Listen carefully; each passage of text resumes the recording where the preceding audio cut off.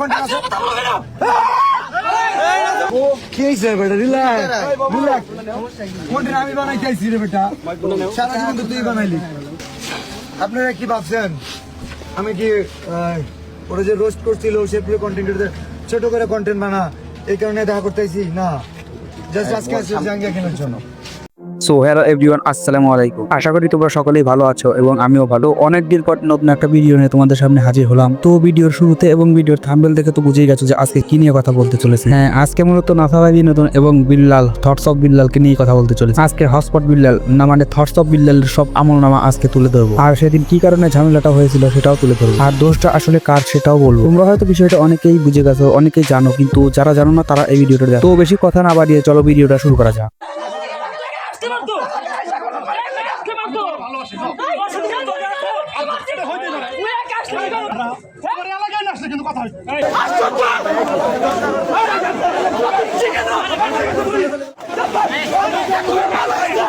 শেরপুর জেলায় নাসা বিনোদন team and সন্ত্রাসী নাসা, সে না আছে নিজের সামর্থ্য সাধ্য নিজে দেওয়ার, না আছে এই কাজটা সম্ভব করা, কোনোটাই চায় না।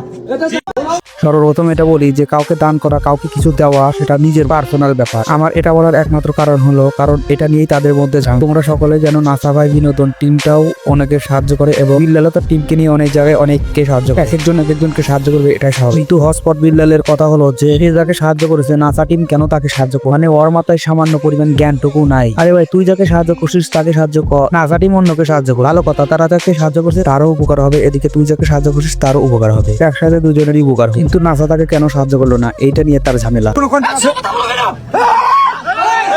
ও কি হইছে বেটা? Relax relax. কন্টেন্ট আমি বানাইতে আইছি রে বেটা, সারা জীবন তো তুই বানাইলি। আপনারা কি ভাবছেন আমি কি ওরা যে রোস্ট করছিল সে পুরো কন্টেন্ট ছোট করে কন্টেন্ট বানা এই কারণে দেখা করতে আইছি না, জাস্ট আজকে আসছে জাঙ্গিয়া কেনার জন্য। সো তোমার জাঙ্গিয়া ফেলো যে আমাদের তো কলিমে আছে, কোনো সমস্যা নাই, কলিমের পাশে আমরা দাঁড়াইছি 48 ঘন্টা। আচ্ছা, কলিমে আমরা সাইমনের জন্য যে সেই পর্যায়ে কাজ করছি। আজকে তো তুই চাচ্ছ সাইমন কই? সাইমনের জন্য হাত তুলে না, সাইমনের জন্য হাত তুলে না কেন? আমি তোমার বলি, আমি না বলছি সাইমনের জন্য কোনো কন্টেন্ট আছে?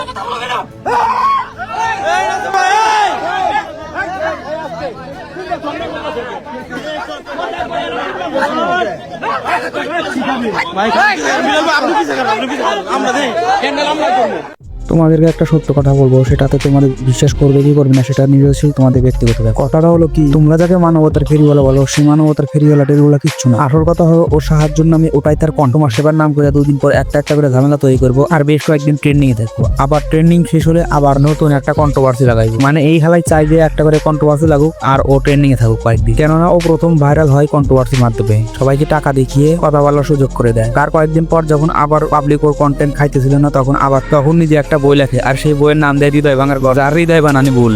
আচ্ছা, বই লেখছে ভালো কথা, সে অনেক জ্ঞানী, বই লিখতেই পারে, হয়তো হৃদয় বানানে টাইপিং মিস্টেক ছিল। যদিও আমার মনে হয় যে সে বইটা নিজে লেখে নাই, কারণ এখন এআই এর যুগ। বই লেখা পর্যন্ত ঠিক আছিল, কিন্তু তার তো কন্ট্রোভার্সি দরকার, সেজন্য বইয়ের দাম দিল 1000 টাকা। মানে আমার ব্রেন হয়তো পাশায়, ও জানতো যে বইয়ের দাম যদি এত টাকা দেওয়া হয় তাহলে অবশ্যই এটা নিয়ে অনেকেই কথা বলবে, আর সেই বই নিয়ে ওমরের সাথে কন্ট্রোভার্সি করে, কেননা ওমরের সাথে কন্ট্রোভার্সি করলেই তো সে ভালো মতো ট্রেন্ডিং এ থাকতে পারবে, আর সেই কারণেই মূলত দামটা এত দেয়, যেন আরেকবার কন্ট্রোভার্সি লাগে আর ও ট্রেন্ডিং এ থাকে। আর সেটা শেষ হওয়ার সাথে সাথে আবার নাসা ভাইয়ের সাথে ঝামেলা শুরু করে, মানে ওর ঝামেলা ছাড়া কোনো কিছু মনে ভালো লাগে না। তারপরে অনেক ভিডিওতে দেখি তার ভক্ত অনেক, মানে ওদের ব্রেন কোথায়, মাথায় নাকি পাছায়? নাসা টিম ঠিকই বলে যে ও একটা সাইকো, কেননা সুস্থ মাথার মস্তিষ্কের মানুষ সমাজ সেবা করতে গিয়ে কোনোদিন ঝামেলা বাজায় না, আর সেটাও এত ছোট ছোট বিষয়। হটস্পট বিল্লাল না মানে না কি দেখি কই, মানে থটস অফ বিল্লালের বায়োডাটা তো দিয়েই ফেললাম। তো সেদিনের মূল ঝামেলার কারণই হলো থটস অফ বিল্লাল। ঝামেলার কারণ তো তোমাদের প্রথমেই বললাম, তারপরেও এই ভিডিওটা দেখো। রবিবারে অনেকে আমাকে কিছু টাকা দিও বলছে কলিমিয়ার জন্য, তো এইভাবে টুকটাক কাজ করতেছি। উনার হিসাব হচ্ছে উনি যে মাজার তৈরি করে কাজ করে, সেই মাজারে আমি কেন যোগ দেই না, তার মাজারে আমি যোগ দেই না, অ্যাজ লাইক দ্যাট, মানে তাকে যে সবাই চাটে, রাসেল কেন চাটে না, এইটাই একটা ভিতরে একটা খুব। কিন্তু রাসেল তো আসলে চাটার জন্য আসে না, রাসেল কারো চাইতে আসে নাই, রাসেল ওর জন্মের আগে আসছে এই জগতে। উনি যখন ফেসবুক অ্যাকাউন্ট নাই তখন রাসেল আসছিল, তো ভালো কথা চলতেছে।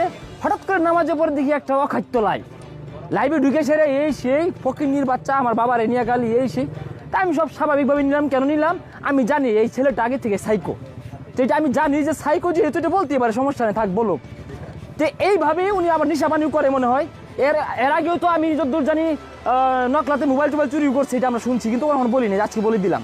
মোবাইল চুরি করে ধরা টরা পড়ছিল, ওরা ল্যাংটা করে ফেলাইছিল, এটাও আমরা জানি, কিন্তু কখনো বলি নাই। উনি যে আসলে একটা সাইকো না হলে উনি আসছে মানবিক কাজ করতে যায়, সেরা এখানে সেরে হিরিক করছে। আমার টিম মেম্বার আমিনকে ডেকে নিয়ে বলছে তোর জাঙ্গা খুল, তোর জাঙ্গা কিনে নিবাম। তা আমার এলাকার পোলাপান তো ড্রাইভারদার, আমাদের তো ভালোবাসার কম নাই, 7টা ভাঙা ড্রাইভারদার আমাদেরও আছে। পরে ওর 7টাটা ভাঙতে লইছিল, বা আমি ফিরেছি, ইজ্জত রক্ষা হয়েছে। তো চেয়ার নিছিল মানার জন্য, আমি মানে এটা বললাম, প্রোগ্রাম না থাকবে, আমরা ড্রাইভারদার এই এলাকায় একটা মানবিক কাজ করতেছি, তোমরা কেউ বিশৃঙ্খলা করে এটা বলে আমি শান্ত করে দিয়েছি। উনি ওইখানে যায় সেটা হুমকি মারতেছে, দূর থেকে রিক মারতেছে, মানে একটা মাজার নিয়ে অলওয়েজ চলে। আর এই শেরপুরের পরিবেশ নষ্ট করতে করতে কোন পর্যায়ে নিছে। মূল কাহিনীটাই হলো এটা। তো যাই হোক, আজ এ পর্যন্তই। তো তোমরা যারা এ পর্যন্ত এই ভিডিওটা দেখেছো তাদেরকে অনেক ধন্যবাদ। আর প্লিজ চ্যানেলটা একটু সাবস্ক্রাইব করে দিও, এতে করে আমার একটু অনুপ্রেরণা বাড়বে, কেননা আমার তো আর অনুপ্রেরণার আরেক নাম হটস্পট বিল্লাল লাইন হাই। তো সবাই ভালো থাকো, সুস্থ থাকো, আর চ্যানেলটা সাবস্ক্রাইব করে যাইও।